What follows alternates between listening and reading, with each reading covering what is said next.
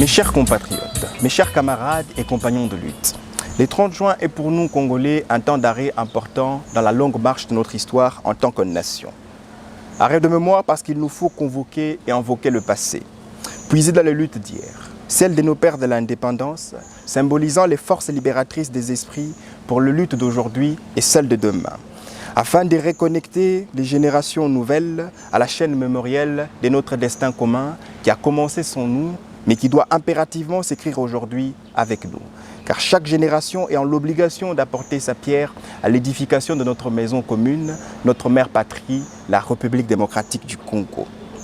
Le 30 juin représente également un arrêt de devoir, car il ne s'agit pas simplement de rappeler les passés, mais aussi d'évaluer la marche du présent, pour que notre responsabilité citoyenne demeure toujours celle de maintenir allumée la flamme de la résistance et de l'autodétermination que nous devons léguer intacte aux générations futures. Enfin, un arrêt d'espoir parce que la lutte de nos pères fondateurs a inspiré les révérends Père Boka et Joseph Lutumba à la rédaction et à la composition de notre hymne national, Debout Congolais. Dans celui-ci sont couchés en lettres d'or les mots et paroles pleins d'espoir. Des mots comme « Nous bâtirons un pays plus beau qu'avant dans la paix. Nous peuplerons ton sol et assurerons ta grandeur » sont pour nous des impératifs des grandeurs auxquels nous sommes liés à perpétuité et que nous n'atteindrons que grâce à notre génie propre, notre labeur et notre solidarité. Le 30 juin est un symbole d'espoir, puisque la marche de notre histoire a démontré combien nous étions résilients face aux vents et bourrasques qui ont animé notre parcours jusqu'aujourd'hui.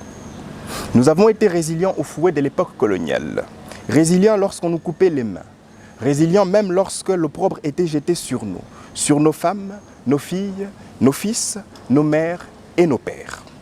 Nous avons été résilients pendant 32 ans de dictature et de pouvoir sans partage, résilients à toutes les guerres et génocides qu'a subi notre peuple. Nous sommes résilients à toutes les tentatives de balkanisation de la République démocratique du Congo. Résilients contre toutes sortes de tentatives de violation de notre Constitution, ces pactes sociaux à la base même de notre consensus politique. Eh bien, mes chers compatriotes, nous serons encore plus résilients contre toute tentative de tyrannie nouvelle, de toutes sortes, que ce soit aujourd'hui ou demain. Nous resterons toujours résilients car nous sommes à jamais un peuple debout au front dressé.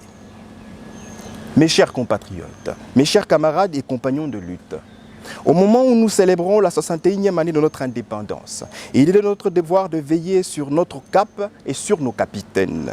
Nous devons préserver les acquis historiques et lutter avec la même énergie qu'hier contre toute forme de rétrogression. Nous devons nous lever afin de préserver l'unité nationale et la conscience collective si durement acquise.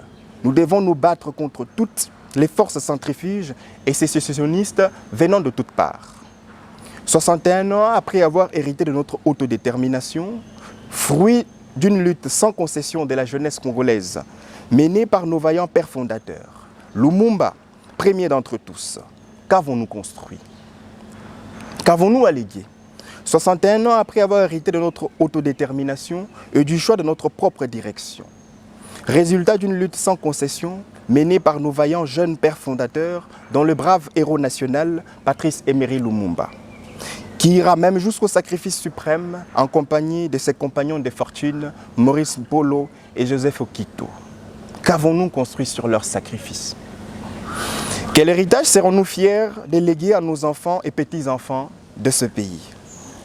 Pouvons-nous dire fièrement que nous avons bâti un pays plus beau qu'avant?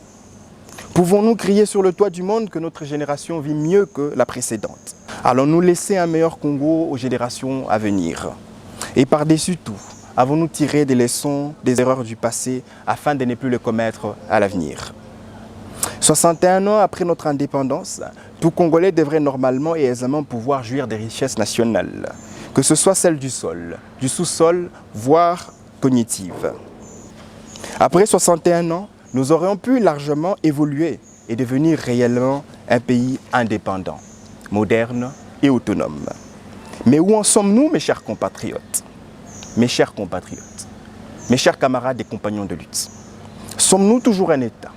Lorsque l'État est désarticulé, rétif et n'arrive même pas à protéger ses propres citoyens au point que chaque jour, L'insécurité permanente, la pauvreté et les catastrophes naturelles nous rappellent combien nous sommes tous orphelins d'État. Orphelins d'un État en déliquescence, qui peine à garantir les services publics minimums, base même de son existence. Et s'il nous faut saluer les récentes mesures sécuritaires d'état de siège, prises par le chef de l'État dans les provinces du Nord Kivu et de l'Ituri, il convient tout de même de rappeler au gouvernement la nécessité d'améliorer les conditions existentielles de nos forces armées, qui font preuve de bravoure héroïque et d'un patriotisme exemplaire, dans le feu quotidien de l'action. Ceux qui ont choisi pour devoir de protéger la nation devraient partir au front le cœur léger, la République protégeant à la hauteur de leur engagement leurs dépendants. Mes chers compatriotes, sommes-nous toujours prêts à dire que nous sommes une nation, quand des pyromanes illuminés ramènent sur les devants de la scène des questions mortifères et rétrogrades telles que la congolité? Quand des pyromanes viennent fragiliser la cohésion nationale, ouvrant ainsi grandement les portes du péril à notre jeune démocratie? Sommes-nous une nation solidaire alors que la justice est à sens unique, dénaturant ainsi les principes de l'impartialité? Sommes-nous solidaires quand la démocratie arrachée avec larmes et bravoure après de longues transitions et une guerre est aujourd'hui menacée par une intolérance politique? En quoi sommes-nous unis et solidaires quand l'espérance d'une alternance politique obtenue au prix du sang de la jeunesse se noie aujourd'hui dans le querelle politicienne sans que ne soient abordés les vrais problèmes ni les vraies questions? Le social du Congolais, la création d'emplois pour les jeunes, la santé pour tous, l'éducation nationale, la mobilité urbaine et interurbaine.